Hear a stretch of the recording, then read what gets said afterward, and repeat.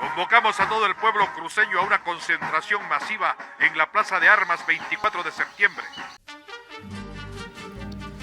El 29 de octubre de 1957, hace exactamente 66 años, el entonces presidente Hernán Siles Suazo decretó estado de sitio en Bolivia, con el objetivo de reprimir peligrosas reacciones de carácter regionalistas que ponen en peligro la soberanía de la nación. Argumentaba que se estaba gestando una conspiración alentada por el exterior. El presidente se refería concretamente a los sucesos en Santa Cruz de la Sierra. Los cruceños reclamaban, y con justicia, el pago adeudado del 11% de regalías a la producción petrolera al departamento. Desde la promulgación de la ley del 15 de julio de 1938, en la que se establece que el pago del 11% de las regalías a los departamentos productores de petróleo, el Estado boliviano no había desembolsado ni un solo peso a Santa Cruz por este concepto. Un nuevo código de petróleo promulgado en 1955 eliminaba el pago de regalías al departamento productor. Por ello, el diputado cruceño Virgilio Vega propuso una ley interpretativa al artículo 104 del mencionado código que proponía una participación justa de los beneficios del hidrocarburo. Esta ley interpretativa fue sancionada por el Parlamento en diciembre de 1956, pero que el presidente Siles Suazo se negaba a promulgar.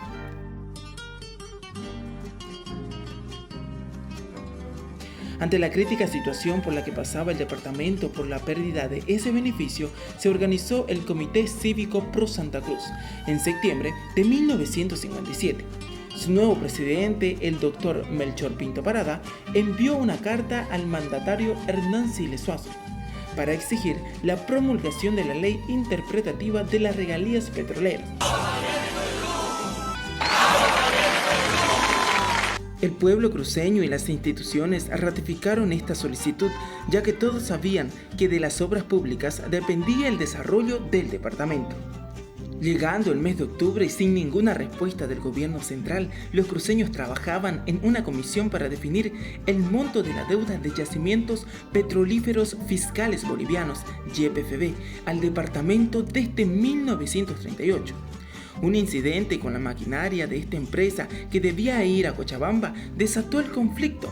Los jóvenes de la Unión Juvenil Cruceñista, creada el 7 de octubre por Carlos Valverde Valverín, decidieron tomar esa maquinaria y hacerlas trabajar en el arreglo de calles de la ciudad, situación que alegró a la población de Santa Cruz, pero molestó aún más al gobierno central, que vieron en estas acciones un peligro de separatismo. El estado de sitio y la acusación contra Santa Cruz de conspirar contra la unión del país indignaron a los cruceños, que se reunieron en la plaza principal en un cabildo abierto y definieron un paro cívico de 24 horas para el 31 de octubre. El día del paro, las autoridades de gobierno intentaron obligar al comercio cruceño a abrir sus puertas.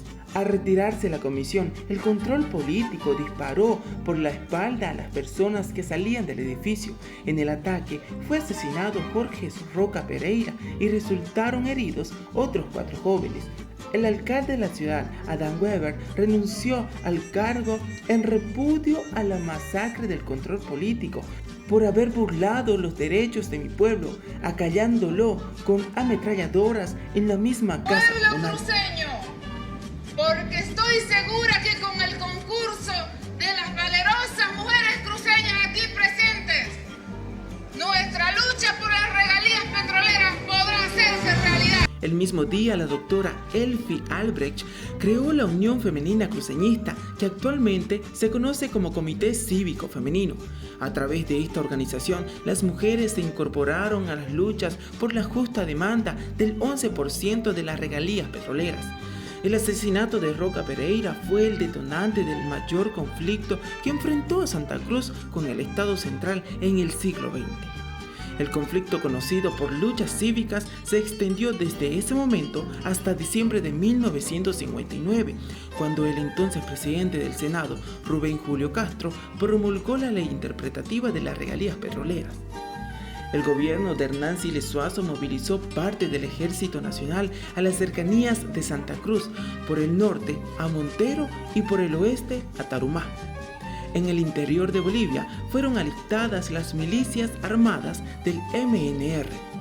El 2 de noviembre de 1957, el presidente Siles Suazo vino a Santa Cruz de la Sierra con el fin de negociar con el movimiento cruceño, pero mantenía su posición de no promulgar la ley interpretativa. Por su lado, el Comité Pro Santa Cruz estableció una comisión negociadora conformada por Elfi Albrecht, Humberto Vázquez, Lucas Saucedo, Ángel Sandoval y Hernando Sanabria. La comisión viajó a La Paz para consensuar una solución. El 23 de noviembre se logró un acuerdo por el que el 11% de las regalías que debía recibir el departamento se dividiría en 5% para la renta departamental y el 6% para el Estado, que debería invertir los recursos en Santa Cruz. El acuerdo alcanzado estaba muy alejado a lo establecido por la Ley de Regalías de 1938 y por la Ley Interpretativa de 1956. Este arreglo no dejó satisfechos ni a uno ni a otros. Se buscaba pacificar la ciudad. Sin embargo, los sectores de gobierno dirigidos por Luis Sandoval Morón atacaron una fiesta de promoción en el Club Social 24 de septiembre. Este hecho provocó que el 6 de diciembre las mujeres cívicas iniciaran una huelga de hambre, la primera huelga de mujeres en la historia de Bolivia, exigiendo la salida de Sandoval Morón. Al día siguiente, el 7 de diciembre, los jóvenes unionistas se enfrentaron al control político. En esa lucha murió Gumerindo Coronado y otros 7 jóvenes resultaron heridos. El presidente Siles Suazo envió a Santa Cruz al canciller Manuel Baraú para negociar con la dirigencia de la región. Después de unos días regresó a La Paz y el jefe de Estado se comprometió a restablecer el pago parcial de las regalías. En mayo de 1958, después de una revuelta de la Falange Socialista Boliviana, el gobierno central aprovechó ese levantamiento para tomar Santa Cruz, enviando al ejército y a las milicias armadas compuestas por campesinos de Clisa y Ocureña, además de mineros de Huanuni y Colquiri. El 16 de mayo tomaron la ciudad. 3 días después se produjo la denominada masacre de Terevinto, en la que murieron 4 jóvenes: Felipe Castro Parada, Romer Mercado, Gabriel Candia y José Cuellar. Asimismo, hubo varios heridos. El 26 de mayo, el doctor Melchor Pinto Parada fue exiliado a Argentina, donde permaneció hasta la amnistía de julio de ese mismo año. El regreso de Pinto apaciguó los ánimos, pero la situación se mantenía tensa. A finales de junio de 1959, la muerte de un policía en extrañas circunstancias no aclaradas hasta el presente provocó que el gobierno instruya a sus tropas cercanas a Santa Cruz. Los jóvenes de la Unión Juvenil Cruceñista, ante la superioridad de las tropas gubernamentales, decidieron una retirada estratégica hacia el río Surutú, donde fueron capturados más de 300 de ellos y conducidos a La Paz el 9 de julio de ese año. El doctor Melchor Pinto Parada fue exiliado a Perú, donde permaneció por 5 años hasta la caída del gobierno del Movimiento Nacionalista Revolucionario. Las organizaciones cívicas fueron también clausuradas. En 1965, el Comité Pro Santa Cruz se restableció. El dinero proveniente de las regalías se consiguió gracias a las luchas del pueblo cruceño dirigido por el doctor Melchor Pinto. Las regalías hicieron posible que el Comité de Obras Públicas en 1964 y 1978 transformara y modernizara para siempre esta ciudad y el departamento. Melchor Pinto Parada decía que las regalías constituyen la única base firme para que un día no lejano se realicen las obras públicas de esta ciudad olvidada, se satisfagan las necesidades de las provincias y se inicie el desarrollo económico de todo el departamento, y no se equivocó. Señores, solo pedimos el 11% que nos deben desde hace más de 20 años.